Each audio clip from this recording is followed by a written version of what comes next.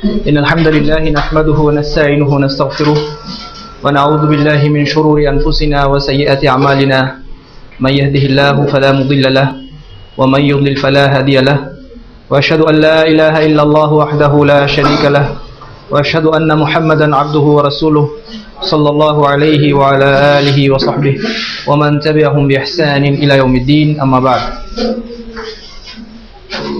আমরা আজকে আলোচনা করতে যাচ্ছি তিনটি বিষয় নিয়ে।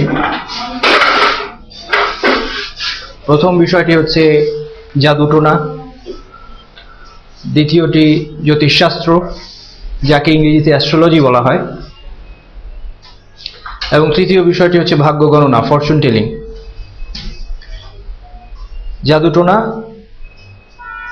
জাদুটোনা বলতে আমরা বোঝাচ্ছি মূলত ব্ল্যাক ম্যাজিক, অথবা এর জন্য ইংরেজিতে আরেকটি শব্দ হতে পারে সর্সারি। আর ম্যাজিক বলতে বর্তমান সময়ে মানুষ যা বোঝে এর মধ্যে অনেক কিছু চলে আসে, যেগুলো সরাসরি আমাদের আলোচনার বিষয়বস্তু নয়, তবে সেগুলোর প্রতিও আমরা ইশারা করব ইনশাআল্লাহ। মূলত আমরা জাদুটোনা বলতে বোঝাচ্ছি ওয়ালাইকুম সালাম, এমন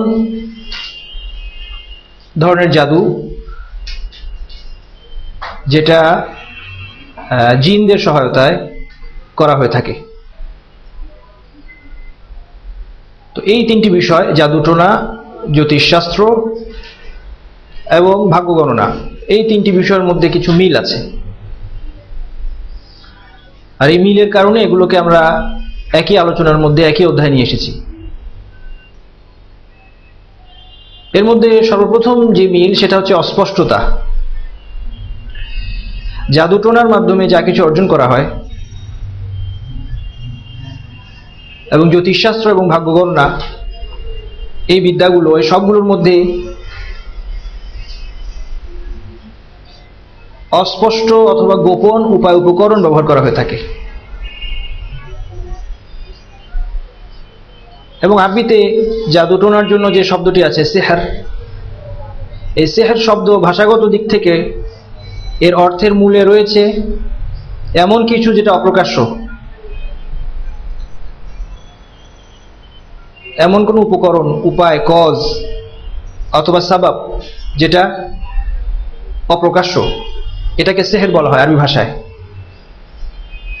তো এই অপ্রকাশ্যতার ব্যাপারটি এটা ভাগ্য গণনার ক্ষেত্রেও আছে, জ্যোতিষশাস্ত্রের মধ্যেও আছে। যেমন জ্যোতিষশাস্ত্রে আলোচনা করা হয়ে থাকে মানুষের জীবনে গ্রহ নক্ষত্রের প্রভাব সম্পর্কে। মানুষের জীবনে গ্রহ নক্ষত্রের প্রভাব, এই বিষয়টি স্পষ্ট নয়। এটা যেমন একদিকে বিজ্ঞান দ্বারা প্রমাণিত নয়, অপরদিকে কোরআন এবং সুন্নাতেও এর কোনো দলিল নেই, এর কোনো প্রমাণ নেই। এবং ভাগ্য গণনার অথবা ফরচুন টেলিং, ভবিষ্যৎ বলা, ভবিষ্যৎবাণী করা, কারো ভাগ্যে কি আছে, সামনে কি আছে, এগুলো বলার জন্য, নির্ণয় করার জন্য যে সমস্ত যত রকমের পদ্ধতি আছে, এই সবগুলো গোপন, অপ্রকাশ্য, অস্পষ্ট।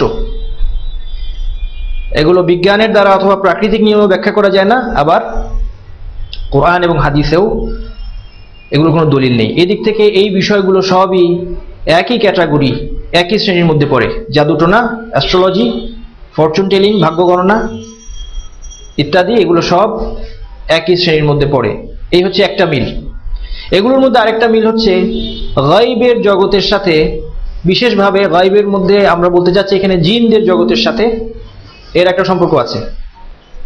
এগুলো যারা চর্চা করে তারা মূলত জিনদের সাহায্য নেয়। জিনদের জগৎ সম্পর্কে শুরুতেই বলতে হয় যে জিনদের জগৎ আমাদের জন্য অদৃশ্য। এই জগতের সাথে যোগাযোগের কোনো বৈধ উপায় নেই। প্রাকৃতিকভাবে বা বৈজ্ঞানিকভাবে যেমন আমরা জিনদের সাথে যোগাযোগ করতে পারি না, মোবাইল ফোনের মাধ্যমে অথবা ইমেল করে, চিঠি লিখে জিনদের সাথে যোগাযোগ করা যাবে না। কেউ যদি চায় যে ঢাকা শহরে জিনদের যে সর্দার আছে তার সাথে আমি একটু যোগাযোগ করতে চাই, তাহলে তার ফোন নাম্বারও কোথাও পাওয়া যাবে না, তার ইমেল অ্যাড্রেসও নাই, তার সাথে যোগাযোগের কোনো সায়েন্টিফিক ওয়ে জানা নাই। এবং কোরআন এবং সুন্নাতেও জিনের সাথে যোগাযোগের কোনো পদ্ধতি বলা নাই, অথবা একে উৎসাহ দেওয়া হয়নি। বরং গায়বের জগৎ হওয়ার কারণে, অদৃশ্য হওয়ার কারণে এই জগতের সাথে কোনো রকমের যোগাযোগের চেষ্টা করাটাই নিষিদ্ধ আমাদের জন্য। যদিও অনেক সময় আপনারা দেখবেন কোরআনের কোনো কোনো কপির শুরুতে লেখা থাকে বিভিন্ন সূরার ফজিলত লেখা থাকে, সেখানে লেখা থাকে সূরা জিন 700 বার অথবা অনেকবার পাঠ করলে জিন বসে আসবে, জিন অধীনস্থ হয়ে যাবে, জিন পোষ মানবে। এটা সঠিক নয়, এগুলো সঠিক নয়। জিন পোষ মানে না, আসলে মানুষ জিনের পোষ মানে। বিষয়টা কিন্তু উল্টা। মানুষ জিন পালতে পারে না, বরং জিন কখনো মানুষ পালে। জিন, শয়তান জিন যারা আছে তারা এই সমস্ত জাদুকর এবং গণক শ্রেণীর লোকদেরকে, এদেরকে তাদের পোষ্য বলা যায়, তারা এদেরকে পালছে। কারণ জিনদের সাথে যোগাযোগ করার জন্য এবং জিনদেরকে কাজে লাগানোর জন্য, জিনদের সহায়তা নেওয়ার জন্য এই সমস্ত মানুষেরা জিনদের ইবাদত করে থাকে এবং বিভিন্ন শিরকি এবং কুফরি কাজ করে থাকে, বিভিন্ন নোংরা কাজ করে থাকে, বিভিন্ন অন্যায় অপরাধ করে থাকে। একজন সফল জাদুকর কে? একজন সফল জাদুকর যদি বলা হয় তাহলে দেখা যাবে যে যে জাদুকর যত বেশি অন্যায় কাজ, পাপ কাজ এবং নোংরামি করতে পারবে, সে জাদুতে তত এক্সপার্ট। এখানে আমরা জাদু বলতে কি বুঝাচ্ছি? Black magic. প্রাইমারিলি আমরা বুঝাচ্ছি ব্ল্যাক ম্যাজিক। আর হাত সাফাইয়ের জাদু, ভেলকিবাজি যেগুলো আছে, অথবা বিজ্ঞানের জ্ঞান কাজে লাগিয়ে মানুষের চোখ ফাঁকি দিয়ে যে জাদু আছে, যেটা আপনার জুয়েলাইসের জাদু জাতীয়, সেটার বিধানটা আমরা পরে আলোচনা করব। আপাতত আমরা জাদু বলতে বুঝেছি ব্ল্যাক ম্যাজিক। তো এই জিনদের সাথে যোগাযোগ করার জন্য, যেহেতু এটার কোনো বৈধ পথ নেই, এই সমস্ত মানুষেরা তারা জিনদের ইবাদত করে থাকে এবং বিভিন্ন জিনদের নির্দেশে বিভিন্ন শিরকি এবং কুফরি কাজ করলে জিনেরা তাদের উপর সন্তুষ্ট হয়ে তাদেরকে সাহায্য করতে প্রস্তুত হয়, তাদেরকে জাদু শিক্ষা দেয় এবং এই সমস্ত কাজে তাদেরকে সহায়তা করে থাকে। এই হচ্ছে আপনার ভাগ্য গণনা, জাদুবিদ্যা, এগুলোর মধ্যে এবং জিনদের সহায়তায় আর যা কিছু করা হয়, এই সমস্ত শয়তানি কর্মকাণ্ডের মূল কথা হচ্ছে এটাই। অতএব এখানে মানুষের সাথে জিনদের একটা লেনদেন হচ্ছে, এটা আল কোরআনের মধ্যে এসেছে। আল কোরআনে আল্লাহ পাক বলছেন ওয়ায়াউমা ইয়াহশুরুহুম জামিআন ইয়া মাশারাল জিন্নি ক্বাদ ইসতাকসারতুম মিনাল ইনস। আল্লাহ পাক যেদিন সকলকে একত্র করবেন, জিনদের উদ্দেশ্যে বলবেন, তোমরা মানুষের মধ্যে অনেককে তোমরা পথভ্রষ্ট করেছো। ওয়া ক্বালা আউলিয়াউহুম মিনাল ইনস, মানুষের মধ্যে তাদের যারা আউলিয়া, আউলিয়া শব্দের অর্থ আমরা জেনেছি গতদিন, ওয়ালি শব্দের বহুবচন, বন্ধু, সঙ্গী, সাহায্যকারী। তাহলে বোঝা যাচ্ছে মানুষের মধ্যে জিনদের আউলিয়া আছে, একদল আছে যারা জিনদের সঙ্গী। ওয়াকাল আউলিয়াহুম মিনাল ইনস, মানুষের মধ্যে জিনদের সঙ্গীরা বলবে, রব্বানা ইসতামতা বা'দুনা বিবাদ, হে আমাদের রব, আমরা একে অপরের দ্বারা উপকৃত হয়েছি। পৃথিবীর জীবনে আমরা একে অপরের সাহায্যকারী ছিলাম, আমাদের মধ্যে একটা লেনদেন ছিল, একে অপরের দ্বারা উপকৃত হয়েছি। ওয়াবালাগনা আজালানা আল্লাযী আজ্জালতা লানা, এবং আমরা সেই সময়ে উপনীত হয়েছি যা আপনি আমাদের জন্য নির্ধারণ করেছেন, সেই সময়ে আমরা উপনীত হয়েছি। ক্বালান নারু মাসওয়াকুম, এরপর তাদেরকে বলা হবে এখন জাহান্নাম হচ্ছে তোমাদের আবাস। এই আয়াতের মধ্যে এই লেনদেনের বিষয়টি তুলে ধরা হয়েছে যে পৃথিবীর একদল মানুষ জিনদের দ্বারা উপকৃত হচ্ছে, তারা জিনদেরকে ইবাদত এবং আনুগত্য দিচ্ছে, এর বিনিময়ে জিনেরা তাদেরকে জাদুবিদ্যা শিক্ষা দিচ্ছে। আর এই জন্য আমাদের এই তাওহীদের আলোচনার মধ্যে আমরা এই বিষয়গুলো নিয়ে এসেছি এবং আলেমগণ এই বিষয়গুলো তাওহীদের মধ্যে আলোচনা করে। এই জন্য কারো মনে প্রশ্ন জাগতে পারে যে জাদুর সাথে তাওহীদের সম্পর্ক কি? সম্পর্ক এটাই যে শিরক এবং কুফর ছাড়া, ঈমান বিসর্জন দেওয়া ছাড়া জাদুবিদ্যা অর্জন করা যায় না। অনেক সময় একজন জাদুকর, সে হয়তো নামাজও পড়তে পারে, সে নামাজ পড়ছে, কোরআন তেলাওয়াত করছে, এমনও হতে পারে, এটা মানুষকে ধোঁকা দেওয়ার জন্য। কিন্তু বাস্তবতা হচ্ছে জাদুবিদ্যা অর্জনের প্রথম শর্ত হচ্ছে ঈমান বিসর্জন দিতে হবে, জিনদের ইবাদত করতে হবে, শিরক এবং কুফরি কাজ করতে হবে। আর এই জন্য তাওহীদের আলোচনার মধ্যে এগুলো এসেছে। জ্যোতির্বিদ্যার ক্ষেত্রেও তাওহীদ বিরোধী বিষয় আছে, ভাগ্য গণনার ক্ষেত্রেও তাওহীদ বিরোধী বিষয় আছে। মূলত এগুলোর মধ্যে তাওহীদের যতগুলো শ্রেণী আমরা আলোচনা করেছি সেই সব শ্রেণীর বিরোধী বিষয় এর মধ্যে আছে। যেমন তাওহীদুর রুবুবিয়্যা, তাওহীদুল উলুহিয়্যা, তাওহীদুল আসমাই ওয়াস সিফাত। রুবুবিয়্যার ক্ষেত্রে তাওহীদ, যার সংজ্ঞা হচ্ছে কি, রুবুবিয়্যার ক্ষেত্রে তাওহীদ, এটার সংজ্ঞা কিভাবে দেওয়া যায়? হ্যাঁ, এটা অনুবাদ হয়েছে আল্লাহর লর্ডশিপ, রুবুবিয়্যা হচ্ছে লর্ডশিপ। রুবুবিয়্যাতের ক্ষেত্রে তাওহীদটা কি জিনিস? আল্লাহ সকল কিছু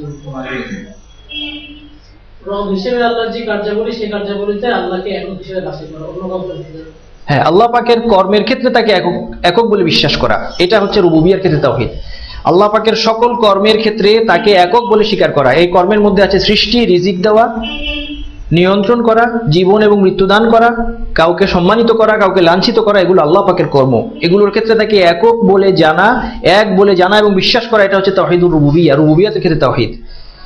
ইবাদতের ক্ষেত্রে তাওহীদ হচ্ছে মানুষের কাজের ক্ষেত্রে আল্লাহকে এককভাবে বাছাই করা, মানুষের ইবাদতের লক্ষ্যবস্তু হিসেবে একমাত্র আল্লাহকে বাছাই করা, এটা হচ্ছে ইবাদতের ক্ষেত্রে তাওহীদ। আর তৃতীয় তাওহীদুল আসমাই ওয়াস সিফাত, আল্লাহ পাকের সুন্দরতম নাম এবং গুণাবলীর ক্ষেত্রে তিনি একক বলে তাকে বিশ্বাস করা এবং তার অনুরূপ কিছু নাই, এটা বিশ্বাস করা, এটা হচ্ছে আসমা এবং সিফাতের ক্ষেত্রে তাওহীদ। খুব সংক্ষেপে, এই জাদুটোনা অথবা অ্যাস্ট্রোলজি অথবা ফরচুন টেলিং, এর মধ্যে এই তিনটার সাথেই সংঘর্ষ আছে। যেমন আমরা দেখলাম যে জাদুটোনা অর্জন করতে গিয়ে জিনদের ইবাদত করতে হয়, ফলে এখানে তাওহীদুল ইবাদা বিনষ্ট হচ্ছে। অ্যাস্ট্রোলজির মধ্যে ধারণা করা হয় যে গ্রহ নক্ষত্র এই মহাবিশ্বের কোনো কিছু নিয়ন্ত্রণ করতে পারে, এক্ষেত্রে রুবুবিয়্যাতের মধ্যে শিরক হচ্ছে। আবার এগুলো ব্যবহার করে মানুষ ভবিষ্যৎবাণী করে থাকে। যখন ভবিষ্যৎবাণী কেউ করে, ভবিষ্যতের জ্ঞান দাবি করে, এটা হচ্ছে আল্লাহ পাকের জ্ঞান, গায়বের জ্ঞান। এটা আল্লাহ পাকের একচ্ছত্র একক বৈশিষ্ট্য যে তিনি গায়বের জ্ঞানের অধিকারী, আলিমুল গায়ব। এই বৈশিষ্ট্যের ক্ষেত্রে তার সাথে শরীক করা হয়। তাহলে দেখা যাচ্ছে এগুলোর মধ্যে তাওহীদের সবগুলো শ্রেণী বিনষ্টকারী বিষয় আছে। আর এই জন্য তাওহীদের আলোচনায় এটা নিয়ে আসাটা জরুরি। যাই হোক, তাহলে জাদুবিদ্যার ক্ষেত্রে বিধান হচ্ছে জাদুবিদ্যা কুফর, অবিশ্বাস, ইসলাম বিনষ্টকারী, ঈমান বিনষ্টকারী বিষয়ের মধ্যে আপনারা পাবেন সেখানে রয়েছে জাদু চর্চা করা, ঈমান বিনষ্টকারী, ইসলাম বিনষ্টকারী বিষয়। জাদুটোনার প্রভাব সত্যই আছে কিনা, এটা একটা প্রশ্ন আসতে পারে, যে জাদু কি আসলেই মানুষের কোনো ক্ষতি করতে পারে, নাকি এটা শুধুই আপনার সাইকোলজিক্যাল কোনো ব্যাপার? এটা একটা প্রশ্ন হতে পারে। এর উত্তর হচ্ছে যে জাদুটোনার প্রভাব সত্য, এটা কোরআন এবং হাদিস দ্বারা প্রমাণিত। আল কোরআন এর সত্যতা স্বীকার করেছে। স্বয়ং নবী মুহাম্মদ সাল্লাল্লাহু আলাইহি সাল্লাম তাকে জাদু করা হয়েছিল, এবং আপনারা জানেন যে নবী মুহাম্মদ সাল্লাল্লাহু আলাইহি ওয়াসাল্লাম জাদু করা হলে এই জাদুর প্রভাব থেকে তাকে মুক্ত করা হয় সূরা আল ফালাক এবং সূরা নাস ব্যবহারের মাধ্যমে। আল কোরআন ব্যবহারের মাধ্যমে জাদুর প্রভাব থেকে তাকে মুক্ত করা হয়েছিল। অতএব জাদু সত্য। আমরা ফিরআউনের জাদুকরদের কথা জানি, আল কোরআনের একাধিক স্থানে বিবরণ এসেছে।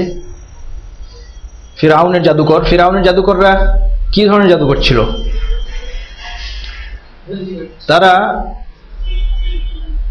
তারা কি ব্ল্যাক ম্যাজিক প্র্যাকটিস করতো?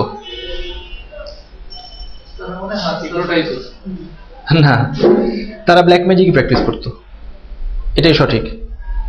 যাই হোক, জাদুর অস্তিত্ব তাহলে স্বীকৃত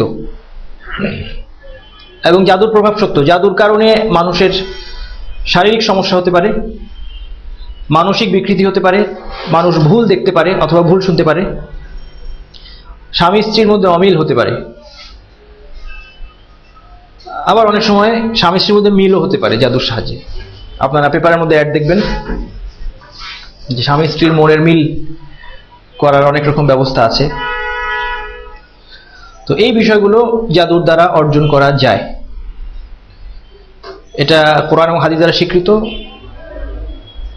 এবং প্রশ্ন আসতে পারে এটার কারণ কি, আল্লাহ সুবহানাহু ওয়া তাআলা জাদুর অস্তিত্ব কেন রাখলেন পৃথিবীতে? এটা একটা প্রশ্ন আসতে পারে যে জাদুটোনা এ ধরনের একটা ধ্বংসাত্মক বিষয় যার দ্বারা মানুষ মানুষের ক্ষতি করতে পারে, বা এই ধরনের শারীরিক এবং মানসিক সমস্যা সৃষ্টি হতে পারে, পরিবারে ভাঙন ধরতে পারে, এরকম একটা ক্ষতিকর বিষয় সমাজের মধ্যে যে আছে, এই অনুমতি আল্লাহ পাক কেন দিলেন? এর উত্তরটা সহজ। উত্তর হচ্ছে যে যে কোনো ক্ষতিকর বিষয়, রোগবালাই অথবা যে কোনো ধরনের মুসিবা, যে কোনো ধরনের মুসিবত, বিপদ, এগুলো আল্লাহ পাক রেখেছেন মানুষকে পরীক্ষা করার জন্য। জাদুও এ থেকে ব্যতিক্রম নয়, জাদুটোনা এর অন্তর্ভুক্ত। এর উদ্দেশ্য মানুষকে পরীক্ষা করা। একদল মানুষের জন্য পরীক্ষা হচ্ছে যে তারা এই জাদুটোনা শিক্ষা করার জন্য তাদের ঈমানকে বিসর্জন দেয় কিনা, যেটা মানুষ দিচ্ছে। এই জাদুটোনা চর্চা করে তারা সামান্য কিছু দুনিয়াবি ফায়দার জন্য তাদের ঈমান বিক্রি করে দিয়ে তারা কুফর এবং শিরকে লিপ্ত হচ্ছে, তাদের জন্য এটা পরীক্ষা। আর যাকে জাদু করা হয়, যে জাদুর দ্বারা আক্রান্ত হয়, তার জন্য পরীক্ষা হচ্ছে সে এখন কি করে, সে কি ধৈর্য ধারণ করে। সে যদি ধৈর্য ধারণ করে আল্লাহর উপর তাওয়াক্কুল রেখে ইসলাম সম্মত চিকিৎসা সে গ্রহণ করে, কোরআন এবং হাদিসের দ্বারা সে চিকিৎসা করে, তাহলে সে সফল হলো, পরীক্ষায় উত্তীর্ণ হলো। আর যদি সে অস্থির হয়ে সে উল্টা সেও জাদুর আশ্রয় নেয়, অথবা সে তাবিজ নিতে যায়, কোনো পীর সাহেবের দরবারে যায়, অথবা জিনের সাহায্যে চিকিৎসা করতে চায়, তাহলে সেও ধৈর্য হারিয়ে পরীক্ষায় ব্যর্থ হয়ে নিষিদ্ধ বিষয়ে লিপ্ত হয়ে গেল। অতএব এই জাদুর উদ্দেশ্য মানুষকে পরীক্ষা করা। মুমিন হিসেবে আমাদের ঘাবড়ানোর কোনো কারণ নেই। একজন ঈমানদার সাধারণত এই সমস্ত বিষয়ের দ্বারা সে প্রভাবিত হবে না। একজন মুমিন যার আল্লাহর উপর তাওয়াক্কুল আছে, ঈমান আছে, সে দিনরাত যে সমস্ত জিকির তাকে শেখানো হয়েছে সেগুলো সে পাঠ করে, কোরআন তিলাওয়াত করে, এরকম যার আচরণ, তার কাছে শয়তান জিন তার কাছে ঘেঁষবে না, অথবা এই সমস্ত বিষয়ের দ্বারা সে ক্ষতিগ্রস্ত হবে না। তারপরেও কখনো হতে পারে, যেমন স্বয়ং নবী মুহাম্মদ সাল্লাল্লাহু আলাইহি ওয়াসাল্লাম তিনি জাদুতে আক্রান্ত হয়েছেন, এটা সম্ভব, অসম্ভব নয়। এবং নবী মুহাম্মদ সাল্লাল্লাহু আলাইহি ওয়াসাল্লাম জাদুতে আক্রান্ত হওয়ার মধ্যে হিকমত আছে, আমাদের জন্য এটা শিক্ষা যে জাদুতে আক্রান্ত হলে কি করতে হবে। এর চিকিৎসা হবে কিসের দ্বারা? কোরআনের দ্বারা, হাদিসের দোয়া থাকলে সেই দোয়ার দ্বারা, অথবা বৈধ কোনো দোয়ার দ্বারা। জাদু যে কুফর, এই বিষয়টি আল কোরআনের দ্বারা প্রমাণিত। আল কোরআনের সূরা বাকারায় 102 এবং 103 নম্বর আয়াতে আল্লাহ সুবহানাহু ওয়া তাআলা ইহুদিদের কথা বলেছেন যে তারা যে জাদু শিক্ষা করেছে এবং জাদু চর্চা করেছে, এই বিষয়টিকে তিরস্কার করে আল্লাহ সুবহানাহু ওয়া তাআলা সূরা আল বাকারায় 2টি আয়াত নাজিল করেছেন। এই আয়াতগুলোতে, এই 2টি আয়াতে জাদু কুফর হওয়ার পক্ষে 5টি দলিল আছে। 2টি আয়াতের মধ্যে 5টি এমন কথা আছে যা থেকে প্রমাণ করা যায় জাদু হচ্ছে কুফর। এই আয়াতে আল্লাহ পাক বলছেন, ওয়াত্তাবাউ মা তাতলু শায়াতিনু আলা মুলকি সুলাইমান, তারা অনুসরণ করেছে এমন বিষয় যা সুলাইমানের শাসনামলে শয়তানরা তিলাওয়াত করত, শয়তানরা পাঠ করত। শয়তান বলতে শয়তান জিনেরা, এখানে জাদুর কথা বলা হচ্ছে। অর্থাৎ সুলাইমান আলাইহিস সালামের শাসনামলে যে শয়তানরা তাদের মানুষের মধ্যে তাদের সঙ্গী জাদুকরদেরকে যে জাদুগুলো শিক্ষা দিত, ইহুদিরা সেগুলো শিক্ষা করেছে এবং সেগুলো ব্যবহার করেছে। ইহুদিদের কথা বলা হচ্ছে। এরপর আল্লাহ পাক বলেছেন, ওমা কাফারা সুলাইমান, সুলাইমান কুফরি করেনি। অর্থাৎ এই ইহুদিরা তারা দাবি করত যে এই বিদ্যা আমরা পেয়েছি সুলাইমান আলাইহিস সালামের কাছ থেকে। এটা সুলাইমান আলাইহিস সালামকে আল্লাহ পাক যে জ্ঞান দান করেছেন, সেই সুলাইমান আলাইহিস সালামের জ্ঞানের একটা অংশ এই জাদুবিদ্যা। তাদের এই অপবাদ আল্লাহ পাক খণ্ডন করে বললেন, ওমা কাফারা সুলাইমান, সুলাইমান কুফরি করেনি। এর দ্বারা কি বোঝা গেল? তার মানে জাদুবিদ্যা, জাদু চর্চা করা কুফর, আর সুলাইমান এই কুফরিতে লিপ্ত ছিল না। ওমা কাফারা সুলাইমানু ওয়ালাকিন্না শায়াতিনা কাফারু, কিন্তু এখানে কুফরি করেছে শয়তানরা, এই শয়তান জিনেরা। ইউআল্লিমুনা নাসা সিহরা, মানুষকে জাদু শেখানোর মাধ্যমে এই শয়তান জিনেরা কুফরি করেছে। এই আয়াত থেকে কি বোঝা গেল? জাদু শেখানো কুফর। কারণ আল্লাহ পাক বলেছেন এই শয়তানেরা, শয়তান জিনেরা তারা মানুষকে জাদু শেখানোর মাধ্যমে কুফর করেছে। তাহলে জাদু শিক্ষা দেওয়া কুফর। তাহলে 2টা দলিল পেলাম। ওয়ামা উনজিলা আলাল মালাকাইনি বিবাবিলা হারুত ওয়া মারুত। এই ইহুদিরা আরো অনুসরণ করেছে বাবিল নামক স্থানে হারুত এবং মারুত ফেরেশতার উপর যা নাজিল করা হয়েছিল সেই বিষয়ের। এর পেছনে ঘটনা হচ্ছে এই যে আল্লাহ সুবহানাহু ওয়া তাআলা এই অঞ্চলের মানুষকে পরীক্ষা করার জন্য দুজন ফেরেশতা পাঠিয়েছেন, হারুত এবং মারুত তাদের নাম, এবং তাদের মাধ্যমে আল্লাহ পাক মানুষকে জাদু শিখিয়েছেন পরীক্ষা হিসেবে। এই দুজন ফেরেশতার কাজ ছিল তারা মানুষকে জাদু শেখাবে, কিন্তু শুরুতে তারা ওয়ার্নিং দিবে যে তুমি যদি জাদু শেখো, তুমি শিখতে পারো, আমরা তোমাদেরকে শেখাবো, কিন্তু এর মানে হচ্ছে যে এর দ্বারা তুমি কুফরিতে লিপ্ত হবে। ওয়ামা ইউআল্লিমানি মিন আহাদিন, এই জন্য বলা হচ্ছে ওয়ামা ইউআল্লিমানি মিন আহাদিন হাত্তা ইয়াকুলা ইন্নামা নাহনু ফিতনাতুন ফালা তাকফুর। তারা মানুষকে শিখাতো একথা বলে যে আমরা হচ্ছে ফিতনা, মানে পরীক্ষা, তোমাদের জন্য আমরা পরীক্ষা, সুতরাং তুমি জাদু শিখে কুফরিতে লিপ্ত হও না, ফালা তাকফুর, তুমি কুফর করো না জাদু শেখার মাধ্যমে। এতটুকু আসার পর বুঝতে পারলাম যে জাদু শেখা কুফর। তাহলে আগের অংশে পেলাম যে জাদু শেখানো কুফর, এই অংশে পাওয়া গেল জাদু শিক্ষা করাও কুফর। এরপরে আয়াতে বলা হচ্ছে যে ফায়াতাআল্লামুনা মিনহুমা মা ইউফাররিকুনা বিহি বাইনাল মারই ওয়া যাওজিহি, তারা যে জাদুটা অর্জন করতো, যে জাদুটা শিখতো, সেটার কাজ কি? স্বামী এবং স্ত্রীর মধ্যে বিচ্ছেদ ঘটানো। এটা যুগে যুগে আপনার জাদুকরদের প্রিয় বিষয়, মনের মিল ঘটানো আর মনের অমিল ঘটানো। আর এটা দিয়ে ব্যবসাও করা যায় ভালো, এটা ব্যবসার জন্য একটা ভালো সাবজেক্ট। এবং দেখা যায় যে স্বামী স্ত্রীর মধ্যে মিল নেই, মানুষ তদবির করতে যাচ্ছে। এই তদবির আর কিছুই না, জাদুটো না, তাবিজ আনছে। তাবিজের মধ্যেও যে কাগজগুলো থাকে, সেখানে যেগুলো লেখা থাকে, সেগুলো কিন্তু শয়তানি মন্ত্র। এগুলো মানুষ অনেক সময় জানে না, মানুষ মনে করছে যে তাকে কোরআন হাদিস লিখে দিচ্ছে কাগজের মধ্যে, কিন্তু সেখানে বিভিন্ন নকশা থাকতে পারে, বিভিন্ন নকশা সিম্বল এগুলো থাকে, দুর্বোধ্য বিষয় থাকে, এগুলো আসলে শয়তানি মন্ত্র, শয়তানি কথাবার্তা।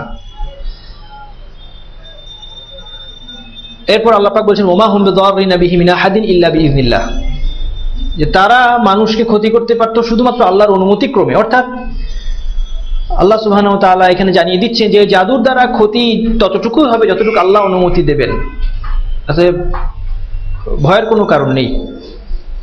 মুমিনরা ভয় পাবে না যে আমাকে জাদু করে কেউ ক্ষতি করে ফেলবে, ভয়ের কোনো কারণ নেই। আল্লাহ পাক অনুমতি দিলে এটা কার্যকর হবে, নতুবা এটা কখনো কার্যকর হবে না। ওমা হুম বিদাররিনা বিহি মিন আহাদিন ইল্লা বিইজনিল্লাহ ওয়া ইয়াতাআল্লামুনা মা ইয়াদুররুহুম ওয়া লা ইয়ানফাউহুম। এরপর আল্লাহ পাক জাদুকরদের কথা বলছেন যে তারা এমন কিছু শিখলো, যারা জাদু শিক্ষা করলো যেটা তাদের ক্ষতি করে, তাদের কোনো উপকারে আসে না।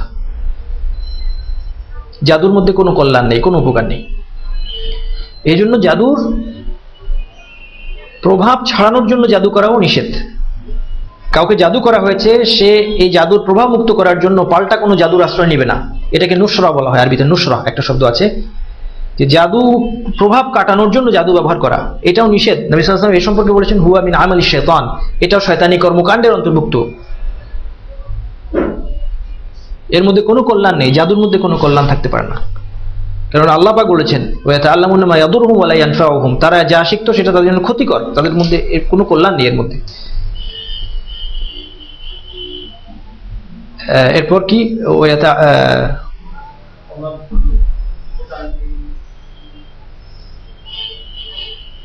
ويتعلمون ما يضرهم ولا ينفعهم ولقد علموا لمن اشتراه ما له في الآخرة من خلاق। তারা জানতো যে যে এটা ক্রয় করবে, এই জাদু ক্রয় করবে, কিসের বিনিময়ে? জাদু যে ক্রয় করলো তারা কিসের বিনিময়ে ক্রয় করলো? ঈমান আকীদা বিসর্জন দিয়ে তারা জাদু ক্রয় করলো। ওয়ালাকাদ আলিমু, তারা জানতো যে এটা যে ক্রয় করবে মা লাহু ফিল আখিরাতি মিন খালাক, আখিরাতে তার জন্য কোনো অংশ নেই, আখিরাতে তার জন্য কোনো অংশ নেই। তার মানে তার অবস্থা কি? হ্যাঁ, জাহান্নাম তো বটেই, তার অবস্থা হচ্ছে সে কাফির। এটা হচ্ছে চতুর্থ প্রমাণ, জাদু কুফরি হওয়ার চতুর্থ প্রমাণ। কারণ আখিরাতে কোনো অংশ নেই একমাত্র কার? অবিশ্বাসী। যে যদি সে মুসলিম থাকতো তাহলে শাস্তি ভোগের পরেও আখিরাতে তার একটা অংশ থাকতো অবশ্যই, কিন্তু মা লাহু ফিল আখিরাতি মিন খালাক, আখিরাতে তার কোনো অংশ নেই। এর দ্বারা প্রমাণিত হয়, আবারও প্রমাণিত হচ্ছে জাদু কুফর, সে ঈমান থেকে বের হয়ে গিয়েছে, সে অবিশ্বাসী, মুশরিক এবং কাফির। ওয়ালা বি'সা মা শারাউ বিহি আনফুসাহুম লাউ কানু ইয়ালামুন, তারা তাদের নিজেদেরকে বিক্রি করে দিয়েছে যে বিষয়ের বিনিময়ে, সেটা যে কতই নিকৃষ্ট তারা যদি জানতো। এই জাদুকররা আসলে কি ধরনের জীবনযাপন করে? নিকৃষ্ট জীবনযাপন করে। শুধু জাদুকর নয়, এটা আপনারা সুন্দর হবে যদি কেউ এটা একটা কিছু লিখতে পারেন এই বিষয়ের উপর, যদি আপনারা অথবা কেউ যদি এটা লিখতো যে যারা ইসলাম ছাড়া অন্য বিভিন্ন পথ বেছে নিয়েছে তারা কি ধরনের জীবনযাপন করছে। অনেক সময় জ্ঞানের স্বল্পতার কারণে মনে হতে পারে যে ধর্মের শৃঙ্খল থেকে মুক্ত হয়ে যে জীবন মানুষ যাপন করে সেটা খুব আরামের, আনন্দের জীবন, সুখের জীবন। বাস্তবতা সম্পূর্ণ ভিন্ন। এই পথগুলো, যতগুলো পথ আছে, ধর্মবাদ দিয়ে যত রকমের পথ আছে, অন্য কোনো ধর্ম অথবা অন্য কোনো দর্শন অথবা এই সমস্ত জাদুটোনা এবং ভণ্ডামি প্রতারণা অথবা আপনার বস্তুবাদী জড়বাদী জীবন, এই এক একটা জীবনের এবং একটা লাইফস্টাইলের মধ্যে এই জীবনযাপনের পথগুলো যে কত দুর্বিষহ প্রত্যেকটাই, এটার উপর লেখা তৈরি করা যেতে পারে, বাস্তব উদাহরণ দিয়ে মানুষের সামনে তুলে ধরা যেতে পারে। তো আসলে এই জাদুটোনা যারা চর্চা করলো তারা কতটুকু অর্জন করে? খুব সামান্য। এর বিনিময়ে তারা যে জীবনযাপন করে এটা অত্যন্ত নিকৃষ্ট। এবং তাদের এই জিনদেরকে সন্তুষ্ট করতে গিয়ে তাদের যা কিছু করতে হয় এগুলোর বিস্তারিত বিবরণ যদি আপনারা পড়েন অবাক হবেন। এগুলো স্বাভাবিকভাবে আমাদের জানা নেই, কারণ জাদুকরদের সাথে আর কে আমরা মিশতে চাইবো? স্বাভাবিক, আমাদের তাদের সাথে মেশারও কথা না, তাদের সাথে আমাদের পরিচয়ও নেই যে কি করো তোমরা, এটা আমাদেরকে বলো। আর নিশ্চয়ই তারা এটা বলবেও না। এগুলো গোপন বিদ্যা, এগুলো হচ্ছে সব আন্ডারগ্রাউন্ড, এগুলো প্রকাশ্যে পাওয়া যায় না। বাতিন, হ্যাঁ, এগুলো অপ্রকাশ্য, এগুলো বিশেষ বিশেষ মহলের কাছে পাওয়া যায়। কিছু জ্ঞান আছে যেগুলো সবখানে পাওয়া যায় না। জাদুবিদ্যাও সেরকম। কিন্তু তারা অত্যন্ত নিকৃষ্ট সব কাজ করে, নিকৃষ্ট জীবনযাপন করে। আচ্ছা, এরপরে পরের আয়াতে বলা হচ্ছে, কয়টা প্রমাণ পেয়েছি জাদু কুফর হওয়ার সপক্ষে? 4টি প্রমাণ এ পর্যন্ত এই আয়াতের মধ্যে, একটা আয়াতের মধ্যে। পরের আয়াতে আরেকটা প্রমাণ আছে, ওয়ালাউ আন্নাহুম আমানু ওয়াত্তাকাউ লামাসুবাতুম মিন ইনদিল্লাহি খায়র। তারা যদি এই জাদু চর্চা না করে, তারা যদি ঈমান আনতো এবং তাকওয়া অবলম্বন করতো, আল্লাহর কাছে তাদের প্রতিদান উত্তম হতো। তার মানে কি বোঝা গেল? তাদের ঈমান ছিল না। আল্লাহ পাক বলছেন ওয়ালাউ আন্নাহুম আমানু, তারা যদি ঈমান আনতো আর তাকওয়া অবলম্বন করতো তাদের প্রতিদান উত্তম হতো। তার মানে বোঝা গেল যে তাদের ঈমান এবং তাকওয়া ছিল না, অর্থাৎ তারা ছিল কাফির, অবিশ্বাসী। যাই হোক, এই আয়াত থেকে আমরা বুঝতে পারলাম যে জাদু স্পষ্টত কুফর এবং শিরক। কোরআনের আয়াত থেকে যেমন আমরা বুঝতে পারলাম, তেমনি আমরা যুক্তির আলোকেও বিষয়টা তুলে ধরলাম যে বাস্তবতাটা কি, কেন এটাকে শিরক এবং কুফর বলা হচ্ছে। কেননা জিনদের ইবাদত ছাড়া, জিনদের নির্দেশে শিরকি এবং কুফরি কাজ ছাড়া জাদুবিদ্যা অর্জনের কোনো উপায় নেই। এই জাদুকরের শাস্তি কি? মৃত্যুদণ্ড। এবং এটা জামহুরের মত, বেশিরভাগ আলেমের এটাই মত। সাহাবীদের থেকে এই মত বর্ণনা আছে। তাদের শাস্তি মৃত্যুদণ্ড হওয়া যুক্তিসঙ্গত দুই দিক থেকে। একদিকে তারা কুফরিতে লিপ্ত হয়েছে, মুরতাদ। তারা যদি মূলে মুসলিম হয়ে থাকে তাহলে তারা এখন অমুসলিম হয়ে গিয়েছে, আর মুরতাদের শাস্তি মৃত্যুদণ্ড। আরেক দিক থেকে হচ্ছে তারা বিপর্যয় সৃষ্টিকারী, যারা পৃথিবীতে ফাসাদ সৃষ্টি করে, মুসলিমদের সমাজে ফাসাদ সৃষ্টি করে বেড়ায়, আর কোরআন মতে তাদের শাস্তি হচ্ছে মৃত্যুদণ্ড। অতএব ফাসাদের জন্য তাদের মতো বিপর্যয় সৃষ্টিকারী আর আছে কি? নাই। তারা পরিবার ভেঙে দিচ্ছে, মানুষের ঈমান নষ্ট করছে, মানুষের টাকা পয়সা অন্যায়ভাবে হাতিয়ে নিচ্ছে। সমস্ত ভণ্ডামি প্রতারণার মূল হচ্ছে এই সমস্ত লোকেরা। অতএব এ অনেক বড় বিপর্যয় সৃষ্টিকারী। এই দিক থেকেও তার শাস্তি মৃত্যুদণ্ড হওয়াটা যুক্তিসঙ্গত। এবং জাদুকরের ক্ষেত্রে তাকে মৃত্যুদণ্ড দেওয়ার সময় তাকে বলা হবে না যে তুমি তওবা করো, তওবা করলে তুমি ক্ষমা পেয়ে যাবে, এটা তাকে বলা হবে না। সে তওবা করলেও তাকে ক্ষমা করা হবে না। কেননা জাদুকরের সমস্ত কার্যক্রম মিথ্যা এবং ভণ্ডামির উপর ভিত্তি করে গড়ে উঠেছে, তাই নয় কি? জাদুকরের সমস্ত কাজকর্মের মূলে আছে প্রতারণা। অতএব সে 1 সেকেন্ডের মধ্যে স্বীকার করবে যে আমি তওবা করলাম, ঠিক কিনা? তাকে যদি বলা হয় তুমি তওবা করো, তাহলে তুমি মৃত্যুদণ্ড থেকে রেহাই পাবে, সে সাথে সাথে বলবে আমি তওবা করলাম। সে যদি জাদুকরই হয়ে থাকে, তওবা করতে তার কি আসে যায়? মুখে কথা বলতে তার কিছু আসে যায় না। অতএব সে যদি বলে ও মৃত্যুর মুহূর্তে যে আমি তওবা করলাম, আর জাদুবিদ্যা আমি চর্চা করব না, ধরা পড়ে গিয়েছে, ধরা পড়ার পর সে মৃত্যুদণ্ডের ভয়ে, মৃত্যুদণ্ডের সম্মুখীন হয়ে কথা বলল, তারপরেও তার উপর মৃত্যুদণ্ড কার্যকর হবে। তবে সে যদি অন্তর থেকে তওবা করে থাকে, করতে পারে না, অন্তর থেকে যদি করে থাকে, তাহলে কি হবে? আখিরাতে তার উপকার হবে, মৃত্যুদণ্ড হবে, মৃত্যুদণ্ড কার্যকর হবে। কিন্তু আল্লাহর কাছে আশা করা যায় আল্লাহ তাকে মাফ করে দিবেন। সে যদি মন থেকে তওবা করে থাকে, আল্লাহ পাক তাকে মাফ করবেন, কিন্তু মৃত্যুদণ্ড রহিত হবে না। এরপর বাকি রইল আপনার জাদু বলতে আমরা যে হাত সাফাই, ভেলকিবাজি যেগুলো আছে, চোখকে ফাঁকি দিয়ে বিজ্ঞানের জ্ঞান কাজে লাগিয়ে বিভিন্ন রকমের জাদু করা যায়। এই জাদুর সম্পর্কে বিধান কি?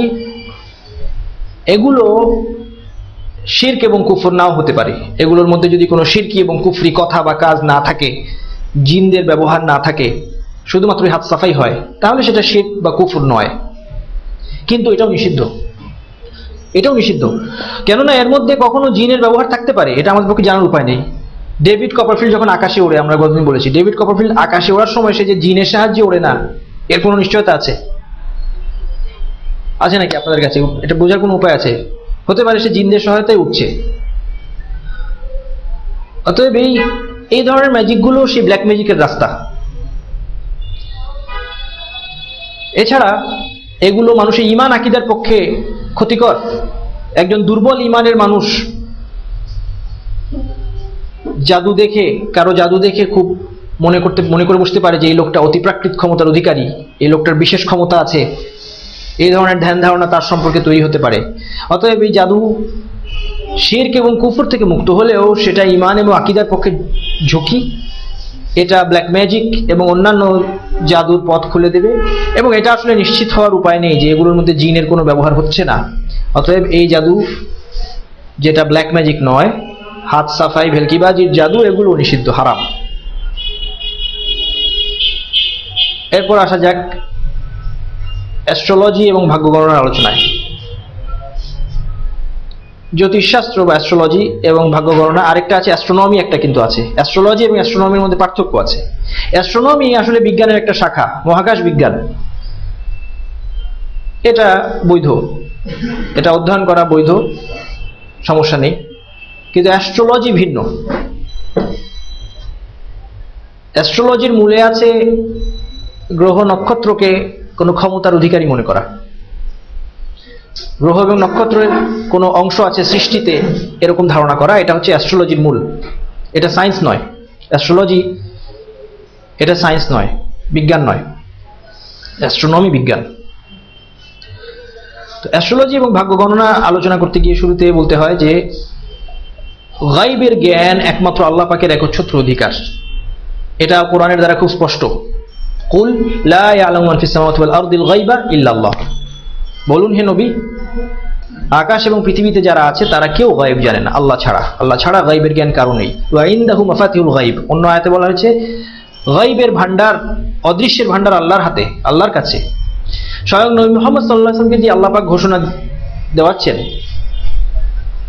কুল লা আকুলু লাকুম ইনদি খাযাইনুল্লাহ, বলুন হে নবী, মানুষকে জানিয়ে দিন যে আমি কথা বলছি না যে আমার কাছে আল্লাহ পাকের ভান্ডার সমূহ আছে, ওয়ালা আলামুল গায়ব, আমি গায়ব জানি না। আল্লাহ রাসূল স্পষ্টত ঘোষণা দিচ্ছেন আল কোরআনের মধ্যে, আল্লাহ পাক তার রাসূলকে বলতে বলছেন লা আলামুল গায়ব, আমি গায়ব জানি না। অন্য আয়াতে তাকে নির্দেশ দেওয়া হচ্ছে, বলুন ওয়ালাউ কুনতু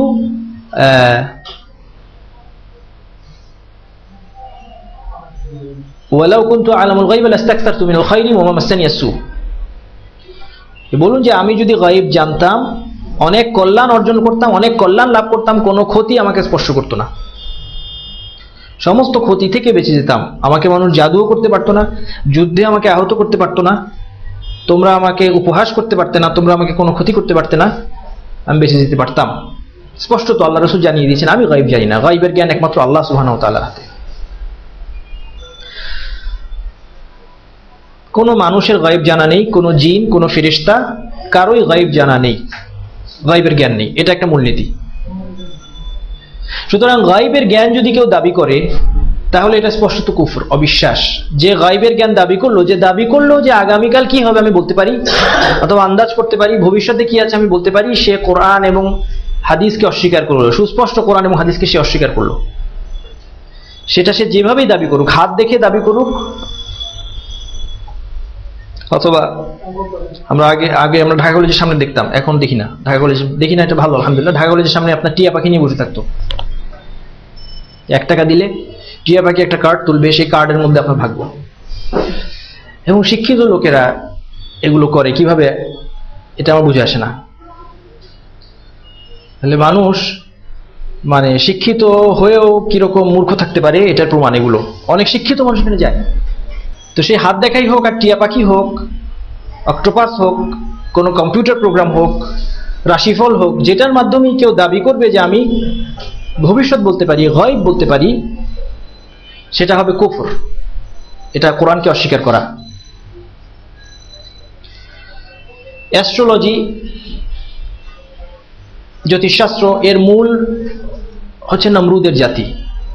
কোরআনের আলোকে যদি আমরা বলি যে এই নক্ষত্র পূজা, এটার মূলে ছিল নক্ষত্র পূজা এবং নক্ষত্র, তারা গ্রহ নক্ষত্রের ইবাদত করা, এটা নমরুদের জাতির মধ্যে ছিল, যাদের কাছে পাঠানো হয়েছিল কাকে? ইব্রাহিম আলাইহিস সালামকে আল্লাহ পাক পাঠিয়েছিলেন। এরা নক্ষত্র পূজারী ছিল। আল কোরআনে এদেরকে বলা হয়েছে আস-সাবিউন। আস-সাবিউন, তারা এই নক্ষত্রগুলোর ক্ষমতায় বিশ্বাস করত এবং এগুলোর পূজা করার জন্য পৃথিবীতে মন্দির নির্মাণ করত। গ্রহ নক্ষত্রের পূজা করার জন্য মন্দির তারা নির্মাণ করত। তারা যে মূর্তিগুলোর পূজা করত এটা এই গ্রহ নক্ষত্রের উদ্দেশ্যে, এবং এটা হচ্ছে ইবাদতের ক্ষেত্রে শিরক, এটা অত্যন্ত স্পষ্ট।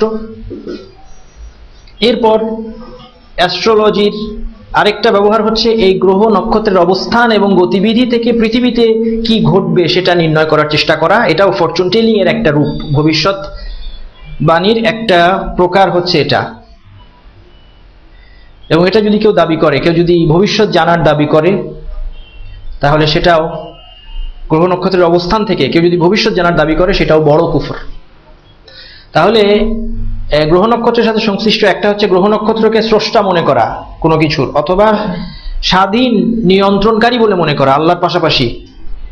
এটা বড় শিরক এবং বড় কুফর। বড় বলতে আমরা কি বোঝাচ্ছি? বড় শিরক মানে যেই শিরক মানুষকে ইসলামের বাইরে নিয়ে যায়। বড় কুফর যে কুফর মানুষকে ইসলামের বাইরে নিয়ে যায়। আর কোনো কাজ যদি শিরক এবং কুফর নামে আখ্যায়িত হয় কিন্তু ইসলামের বাইরে না নেয়, সেটাকে আমরা বলছি ছোট শিরক অথবা ছোট কুফর। এটা পরিভাষা, যেটাকে কোরআন হাদিসে কুফর বলা হয়েছে অথবা শিরক বলা হয়েছে, কিন্তু যে সেটা করে সে ইসলামের বাইরে যায় না। যেমন যে আল্লাহ ছাড়া কারো নামে হলফ করলো সে শিরক করলো, হাদিসের মধ্যে আছে। আল্লাহ ছাড়া কারো কসম যদি করে সেটা শিরক, কিন্তু এটা বড় শিরক নয়।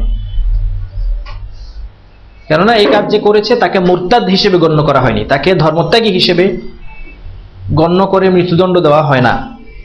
তার মানে বোঝা গেল সে ইসলামের ভিতর আছে কিন্তু তার কাজটা শিরক। যাই হোক, গ্রহ নক্ষত্রকে স্বাধীনভাবে কোনো ঘটনার উৎস, স্রষ্টা, নিয়ন্ত্রক মনে করলে সেটা হবে বড় শিরক এবং বড় কুফর। গ্রহ নক্ষত্র থেকে কেউ যদি ভবিষ্যতের জ্ঞান দাবি করে সেটাও হবে বড় কুফর। আরেকটা ক্ষেত্র আছে যেখানে এটা ছোট কুফর হবে, এটা হাদিসের মধ্যে এসেছে। গ্রহ নক্ষত্রের সাথে সংশ্লিষ্ট একটা বিষয় হাদিসের মধ্যে এসেছে। এক সাহাবী বর্ণনা করছেন, সাল্লা বিনা রাসূলুল্লাহ সাল্লাল্লাহু আলাইহি ওয়াসাল্লাম সালাতাস সুবহ বিল হুদাইবিয়াতি ফি ইসরিস সামাই কানাত মিনাল লাইল। আল্লাহ রাসূল সাল্লাল্লাহু আলাইহি ওয়াসাল্লাম একদিন হুদাইবিয়ায় অবস্থান করার সময় আমাদেরকে নিয়ে ফজরের সালাত আদায় করলেন রাত্রে বৃষ্টি হওয়ার পর। রাত্রে বৃষ্টিপাত হয়েছে, এরপর ফজরের সালাত তিনি আদায় করলেন। ফালাম্মা সারাফা আকবালা আলান নাস, নামাজ শেষ করে মানুষের দিকে ঘুরে বসলেন। ফাকাল, এবং বললেন, হাল তাদরুনা মাযা ক্বালা রাব্বুকুম, তোমরা কি জানো তোমাদের রব কি বলেছেন? তার মানে এই হাদিসটা কি হাদিস, কি ধরনের হাদিস হবে? হাদিসে কুদসি হবে। হ্যাঁ, হাল তাদরুনা মাযা ক্বালা রাব্বুকুম, তোমাদের রব কি বলেছেন তোমরা কি জানো? তারা বললেন, আল্লাহু ওয়া রাসূলুহু আ'লাম, আল্লাহ এবং আল্লাহর রাসূল ভালো জানেন। তখন আল্লাহর রাসূল বললেন, ক্বালা আসবাহা মিন ইবাদি মুমিনুন বি ওয়া কাফির, আমার দাসেদের মধ্যে একজন মুমিন হয়েছে, একজন কাফির হয়েছে। ফাআম্মা মান ক্বালা মুতিরনা বিফাদলিল্লাহি ওয়া রাহমাতিহি, যে বলেছে যে আমাদের এই বৃষ্টি আল্লাহ পাকের অনুগ্রহ এবং রহমতে আমাদের উপর বৃষ্টি হয়েছে, বৃষ্টি দেওয়া হয়েছে আমাদেরকে, ফাযালিকা মুমিনুন বি ওয়া কাফিরুন বিল কাওকাব, এই লোকটা আমার প্রতি ঈমানদার, নক্ষত্রের প্রতি অবিশ্বাসী। ওয়া আম্মা মান ক্বালা মুতিরনা বিনাউই কাযা ওয়া কাযা, আর যে একথা বললো যে আমরা অমুক নক্ষত্রের বদৌলতে আমাদের বৃষ্টি হয়েছে, আজকে আমাদেরকে বৃষ্টি দেওয়া হয়েছে, ফাযালিকা কাফিরুন বি ওয়া মুমিনুন বিল কাওকাব, এই লোকটা আমার প্রতি অবিশ্বাসী, নক্ষত্রের প্রতি বিশ্বাসী। সে বলেছে যে নক্ষত্রের বদৌলতে আজকে বৃষ্টি হলো। এই বিষয়টা ছোট কুফরের অন্তর্ভুক্ত। এবং অন্য হাদিসে এই জন্য পাওয়া যায়, আল্লাহ রাসূল বলেছেন, আরবাউন ফি উম্মতি মিন আমরিল জাহিলিয়া, আমার উম্মতের মধ্যে 4টি বিষয় থাকবে জাহিলিয়াতের বৈশিষ্ট্য, লা ইয়াতরুকুনাহুন্না, তারা এটা ছাড়বে না। অর্থাৎ উম্মতের মধ্যে কেউ কেউ এই কাজগুলো করবে, তাহলে বোঝা গেল এই কাজগুলো যারা করবে তারা কি? মুসলিম। আমার উম্মতের মধ্যে কিছু লোক এই কাজগুলো করবে, মানে তারা মুসলিম, কিন্তু তা সত্ত্বেও তারা এই জাহিলিয়াতের আচরণগুলো তারা করবে। আল ফখরু বিল আহসাব, 1 নম্বর হচ্ছে বংশের বড়াই করা, আমি চৌধুরী, আমি তালুকদার, আমি অমুক, এগুলো খুব গ্রাম দেশে খুব এগুলো বিরাট বিষয়। ওয়া তানু ফিল আনসাব, দ্বিতীয় বিষয়টি হচ্ছে বংশ তুলে গালাগালি করা, কারো বংশ তুলে গালাগালি করা অথবা দোষারোপ করা। এরপর 3 নম্বর হচ্ছে আল ইস্তিসকা বিন নুজুম। আল ইস্তিসকা বিন নুজুমের ব্যাখ্যা হচ্ছে বৃষ্টিপাতকে নক্ষত্রের সাথে সংশ্লিষ্ট করা, যে এই বৃষ্টিপাত হয়েছে নক্ষত্র গ্রহ এগুলোর অবস্থানের বদৌলতে। আর 4 নম্বর হচ্ছে আন-নিয়াহাতু, বিলাপ করা। জি বলেন। আবহাওয়াবিদরা যেটা করে তাহলে ওটা কি হবে? কোনটা? আবহাওয়াবিদরা বলে কালকে হতে পারে এরকম একটা আবহাওয়ার খবর দেয় না? আচ্ছা, এটা আমি আপনার কোশ্চেন আনসারের টাইমে আমি ইনশাল্লাহ এটা বলবো ইনশাল্লাহ। তাহলে এই 4টি বিষয়, বংশের বড়াই, কারো বংশ তুলে গালাগালি করা, নক্ষত্রের সাথে বৃষ্টিপাতকে সংশ্লিষ্ট করা এবং 4 নম্বর বিলাপ করা, এই 4টা বিষয় এই উম্মতের কিছু লোক করবে, তারা এগুলো ছাড়বে না, এগুলো জাহিলিয়াতের বৈশিষ্ট্য। অতএব এর মধ্যে বোঝা গেল যে এই যে বিষয়টা, যে বৃষ্টিপাত অথবা কোনো ঘটনা ঘটার পর সেটাকে যদি কেউ নক্ষত্রের সাথে সংশ্লিষ্ট করে এবং সে আল্লাহর রুবুবিয়তের স্বীকৃতি দেয়, অর্থাৎ সে বলে যে এই নক্ষত্রটা একটা মাধ্যম, একটা কারণ, একটা সাবাব, আল্লাহ এই নক্ষত্রের মাধ্যমে বৃষ্টি দিয়েছেন, অথবা আল্লাহ পাক এই নক্ষত্রের মাধ্যমে আমাদেরকে এই কল্যাণ দিয়েছেন, এই ধরনের কথা সে যদি বলে ঘটনা ঘটে যাওয়ার পরে, তাহলে সেটা কি হবে? জায়েজ হবে? জায়েজ হবে না? আল্লাহই তো, সে বলছে যে আল্লাহই তো দিয়েছেন এটার মাধ্যমে, জায়েজ হবে না, ছোট কুফর। এটা ছোট কুফর এবং ছোট শিরক হবে। যেমন আমরা তাবিজের ক্ষেত্রে দেখেছিলাম, কেউ যদি মনে করে এই তাবিজ ঝুলালে তাবিজের মাধ্যমে আল্লাহই কল্যাণ দেন আমাকে, তাহলে সেটা ছোট শিরক। সে যদি বলতো যে না, আল্লাহ দরকার হয় না, তাবিজ নিজেই আমার কল্যাণ করতে পারে, তাহলে তো সেটা বড় শিরক হয়ে যেত। তো এমনি ভাবে এক্ষেত্রেও তাই, যে বলছে যে আল্লাহ সুবহানাহু ওয়া তাআলাই তিনি এই নক্ষত্রের মাধ্যমে আমাদেরকে বৃষ্টি দিলেন, এই কথা বললে সেটা ছোট কুফরের অন্তর্ভুক্ত হবে। আশা করি বোঝা গেছে। এরপর ভাগ্য গণনা, আলোচনা আমাদের শেষ। ফরচুন টেলিং, যেটা আমরা আগেই বলেছি যে অনেক উপায় উপকরণ আছে ভাগ্য গণনার। আজকে আপনি হাত দেখা আছে, কম্পিউটার প্রোগ্রাম আছে, রাশিফল আছে, টেলিভিশনে অনুষ্ঠান আছে, বইপত্র ম্যাগাজিন আছে। আপনি দেখবেন যে সিগন্যালে গাড়ি দাঁড়ালে, সিএনজি দাঁড়ালে অ্যাস্ট্রোলজির বই বিক্রি করে। অনেকে হয়তো কৌতূহল বশত কেনে, দেখি তো কি লিখলো, আগ্রহ নিয়ে, কৌতূহল নিয়ে। ইসলাম এই ব্যাপারে অত্যন্ত কঠোর। ইসলামের একটা অন্যতম, ইসলামী শরীয়তের একটা অন্যতম লক্ষ্য বলা যায়, মূল লক্ষ্য হচ্ছে কি? মানুষের ঈমান এবং আকীদাকে প্রোটেক্ট করা। এই জন্য ইসলাম কখনো চায় না যে ইসলামের রাজপথ বাদ দিয়ে মানুষ এই সমস্ত জাদুকর, গণক, এদের গলি ঘুপচির মধ্যে গিয়ে মানুষ পড়ে থাকুক, এটা ইসলাম কখনোই চায় না। এই জন্য ইসলাম এর উপর অত্যন্ত কঠোর, যে মানুষ যেন এই সমস্ত ঈমান বিরোধী শিরকি কুফরি বিষয়ের ধারে কাছেও না যায়। এই জন্য শুধুমাত্র কোনো জ্যোতিষী অথবা গণকের কাছে কিছু জিজ্ঞেস করা, কৌতূহল নিয়ে একটু জানতে চাই, আচ্ছা কি বলে দেখি, বলেন তো আমার সামনে কি আছে, ভবিষ্যতে কি আছে। অথবা কেউ একটু রাশিফল আগ্রহ নিয়ে একটু পড়লো, আচ্ছা দেখি তো এই বছরটা কেমন যাবে, কি লিখেছে। অথবা একটা ম্যাগাজিন কিনলো একটু সিগনালে, যে আচ্ছা দেখি গাড়িতে যেতে যেতে জ্যামের মধ্যে একটু পড়ে দেখি জ্যোতিষীরা কি বলছে। এতটুকু কৌতূহল নিয়ে এগুলো করার শাস্তি হচ্ছে 40 দিনের নামাজ কবুল হবে না। হ্যাঁ, এই জন্য হাদিসের মধ্যে মান আতা আররাফান ফাসআলাহু আন শাইইন লাম তুকবাল লাহু সালাতুন 40 লাইলা। কেউ যদি গণকের কাছে, জ্যোতিষীর কাছে এসে শুধু কিছু জিজ্ঞেস করে, তাকে বিশ্বাস করছে এমন না, শুধু জিজ্ঞেস করলো, তার 40 দিনের নামাজ কবুল হবে না। তার মানে কি 40 দিন ছুটি, 40 দিনের ছুটি পাওয়া গেল, নামাজ পড়তে হবে না? না, এটা অর্থ নয়। নামাজ তাকে পড়তেই হবে, কিন্তু সে সওয়াব পাবে না। 40 দিন সালাতের সওয়াব পাবে না, পড়তে হবে। না পড়লে তো সে গুনাহগার, আরো বড় ক্ষতি হবে তার। অতএব এক্ষেত্রে তার 40 দিনের সওয়াব বাতিল হয়ে যাচ্ছে, সালাতের সওয়াব। এটা হচ্ছে জ্যোতিষীর কাছে যাওয়ার মিনিমাম শাস্তি, মানে কমপক্ষে এতটুকু। আর যদি কেউ তাকে বিশ্বাস করে, মান আতা কাহিনান আও আররাফান ফাসাদ্দাকাহু বিমা ইয়াকুল, যে জ্যোতিষী বা গণকের কাছে এসে সে যা বলছে এটা বিশ্বাস করলো, তাকে সত্য বলে স্বীকার করলো, ফাকাদ কাফারা বিমা উনজিলা আলা মুহাম্মাদিন সাল্লাল্লাহু আলাইহি সাল্লাম, মুহাম্মদ সাল্লাল্লাহু আলাইহি সাল্লামের উপর যা নাজিল হয়েছে সেটাকে সে অস্বীকার করলো, অবিশ্বাস করলো। তাহলে তার কথা বিশ্বাস করা হচ্ছে কুফর। বড় কুফর না ছোট কুফর? কখনো ছোট কুফর হতে পারে। কিভাবে বলছি? জ্যোতিষীর কথা যদি কেউ এমন কোন সংবাদের ব্যাপারে বিশ্বাস করে যেটা আল্লাহ ছাড়া কারো পক্ষে জানা সম্ভব নয়, এরকম কোন বিষয়ে যদি সে জ্যোতিষীর কথা বিশ্বাস করে, এটা বড় কুফর হবে। কেননা এক্ষেত্রে সে গায়বের জ্ঞানের ব্যাপারে তাকে আল্লাহর সাথে অংশীদার মনে করলো, এটা বড় কুফর হবে, কোনো সন্দেহ নেই। এমন কোন সংবাদের ব্যাপারে যদি বিশ্বাস করে যেটা আল্লাহ ছাড়া কারো কাছে নেই, তাহলে সেটা বড় কুফর। কিন্তু যদি এমন কোন সংবাদের ব্যাপারে বিশ্বাস করে যেটা আল্লাহ ছাড়াও আর কেউ জানতে পারে, যেমন জিনেরা কখনো সংবাদ চুরি করে আনে আকাশ থেকে, এটা হাদিসের দ্বারা প্রমাণিত। আয়েশা রাদিয়াল্লাহু আনহা আল্লাহর রাসূলকে জিজ্ঞেস করলেন, ইন্নাল কুহানা কানু ইউহাদ্দিসুনানা বিশাইইন ফানাজিদুহু হাক্কা।